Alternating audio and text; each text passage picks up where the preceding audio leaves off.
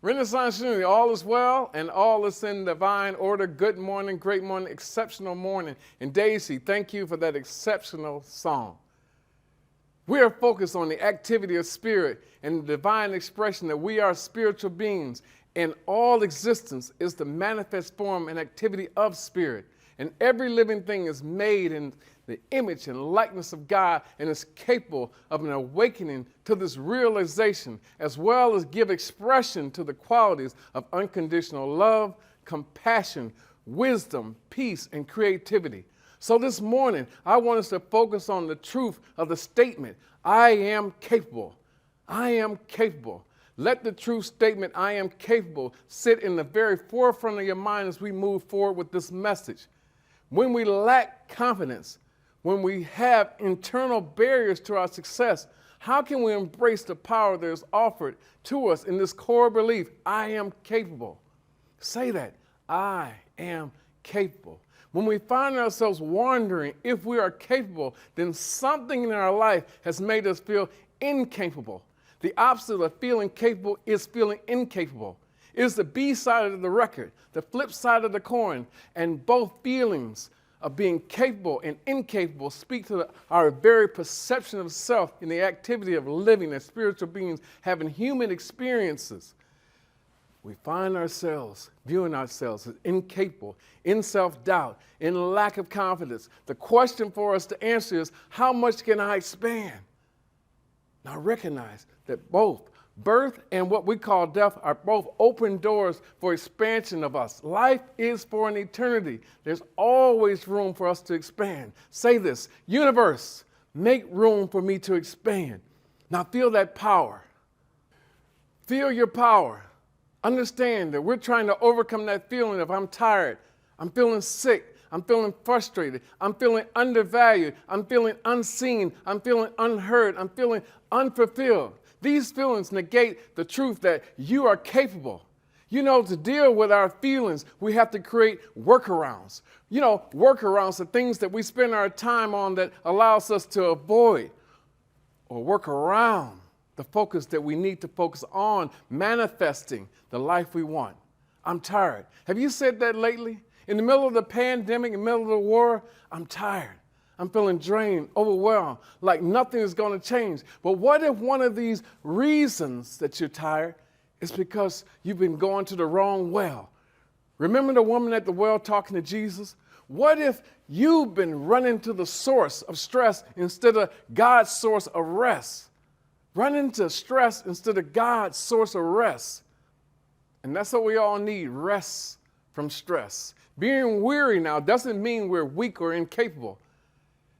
Maybe it just means we've been filling up in the wrong places. Maybe we're tired because we've been pushing against what God is trying to call us into, to pull us forward into. God said, come to me, all who are weary and burdened, and I will give you rest. Now tell me, when does your perspective of self change begin? And you begin to see yourself as one with God, made in the image and likeness of God. When did you see yourself as capable of manifesting yourself past, present problems, or manifesting yourself past problems? Those are all good questions that I want to help you answer. You begin to overcome these common human experiences when you decide to become a disciple of unity core principles, of spiritual and biblical teachings. Becoming a disciple means I extend myself to become discipline to the spiritual beliefs, teaching, and practices. And this process provides you greater and greater and greater momentum. This discipline, disciple concept is where we all need to aim for.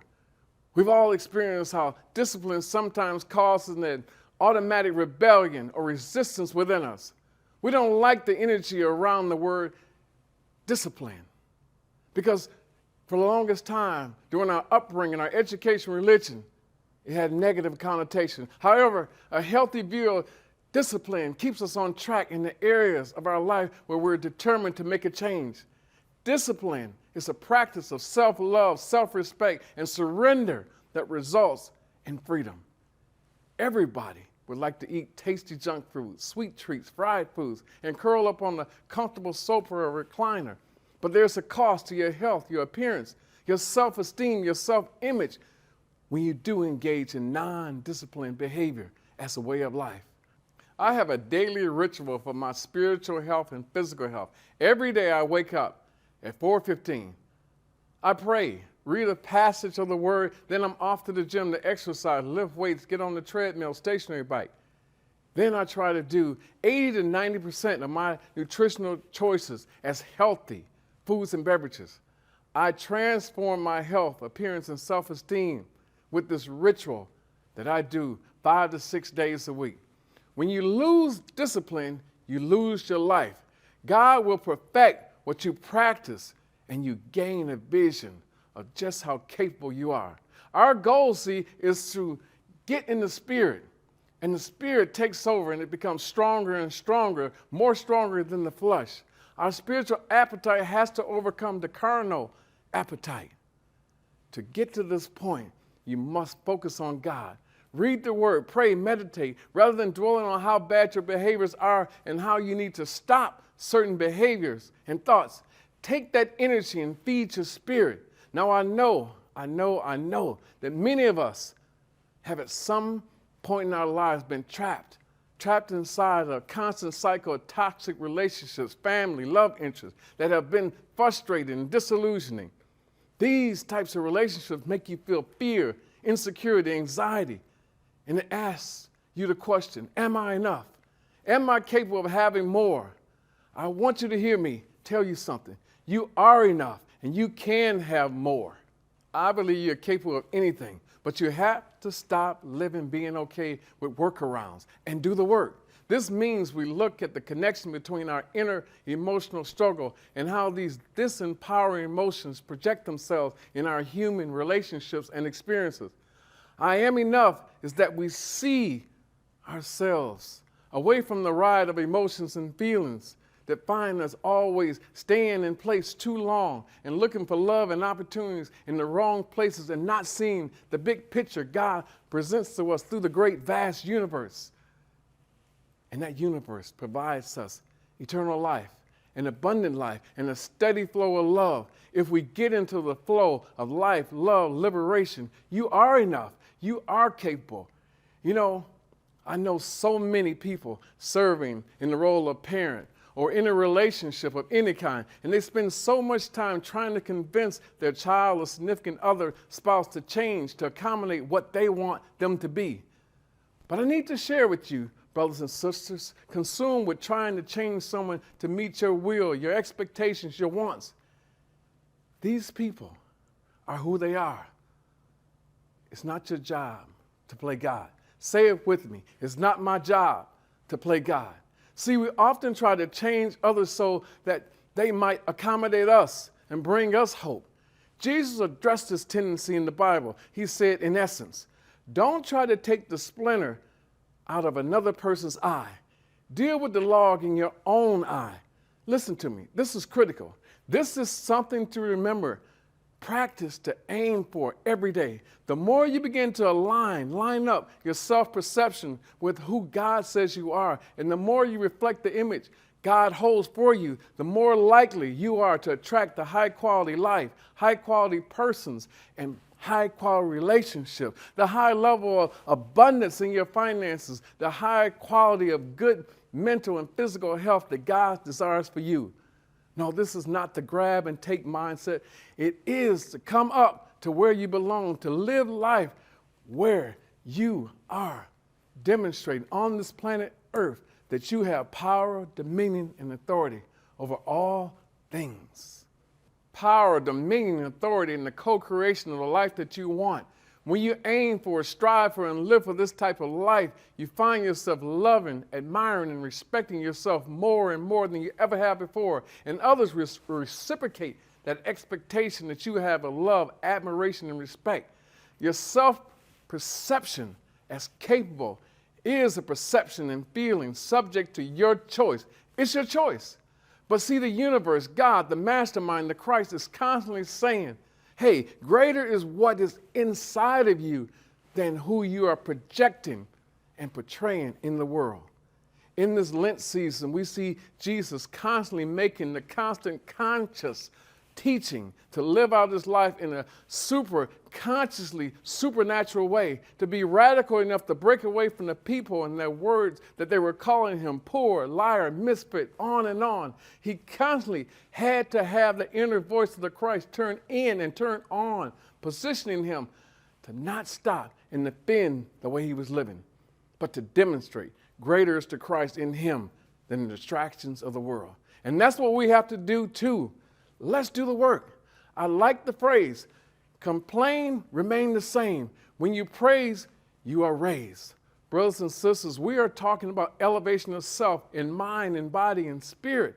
Let's advance in the Lent season as we commit to resurrecting our spiritual Christ nature to a driver role instead of a passive passenger ride along role. I'll say that again. Lent season, we are committing ourselves to resurrecting our spiritual Christ self to a driver role instead of a passive passenger ride-along role. We are living truth, living in the conscious truth. I am enough. I am capable. We awake every day, each moment, uninviting negative thoughts and negative self-perceptions. We affirm that our adverse thoughts in mind now give way to thoughts of truth. And in one with God we are, it leads us besides the still waters and restores our soul to a place of certainty, of confidence, of wholeness, of full power. Now in this full power, in the mind of God, the consciousness of truth, we tell ourselves, I only entertain and find myself entertained by thoughts of peace, truth, light, love, health, substance, and abundance. And when you rise out of those thoughts of disharmony, adversity, hate, fear, disease, and lack, you enter into a consciousness of truth. I am capable. I am capable. And it fills you up like never before. Nothing else is truth. As we move through the Lent season, our aim is to arrive at Resurrection Sunday, Easter Sunday, having moved away, rolled away barriers to light, to love, and living at our highest self. It's never too late. In Luke 9:51, it says, for some time, Jesus has been on this road to Jerusalem. So I'm challenging you to commit to going on a journey to Jerusalem and arriving at Passion Week, Good Friday, Passover, and Resurrection Sunday, Easter, having experienced a conscious expansion of self, to see yourself as capable. Whenever we commit to expansion of ourselves and to move away perceived limitations, we commit to the 8 steps of the mastermind consciousness from our mastermind journal. I surrender. I believe. I am ready to be changed. I decided to be changed. I forgive. I ask. I give thanks. I dedicate my life. And this brings about peace. Try this. Whenever you doubt your capability on this journey to Jerusalem, where we create a new mind, body, and spirit and soul connection, see yourself expanding with this tool that I'm about to share with you. At this stage of the evolution, we intentionally live from within to out. Circumstances no longer govern our lives. There is no more lack. Life is not hard, and then we die.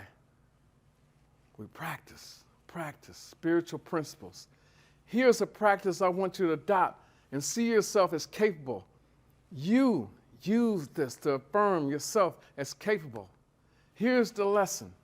I picked this up some years ago. I went to a workshop with Wayne Dyer, and we were talking about self-affirming statements.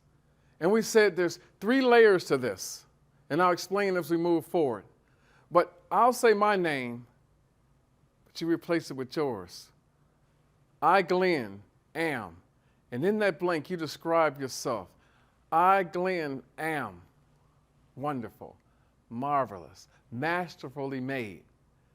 The second one, you, Glenn, are bright, intelligent, needed, valued. And the third statement is, he is highly visible as a light that illuminates pathways for all. These 3 affirming yourself statements are so important. It has to do with what you say about yourself, what you tell yourself others say about you, and what you wish for others to think and say about you. Do this exercise. Now, when you create these self-affirming statements, use them to block out negative self-doubt.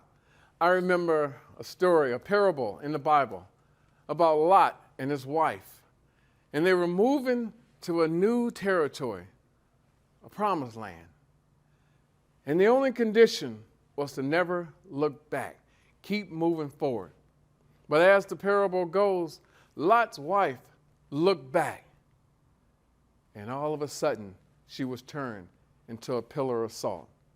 Now, salt metaphysically represents death and the dying of the spirit. And so that means you can't move forward. You're stagnant. And so what we need to remember is to stop looking back. Stop trying to live yesterday. It's over. It's all about the now, the gift of the present. And as you move on that journey, God is ahead, up ahead, in the highest of heaven, waiting for us to elevate to that heaven and enjoy being a spiritual being, having a human experience. And so it is. Renaissance Unity, I love you, and there's nothing you can do about it, so you might as well radiate love back to me and everyone along your life's journey. Amen.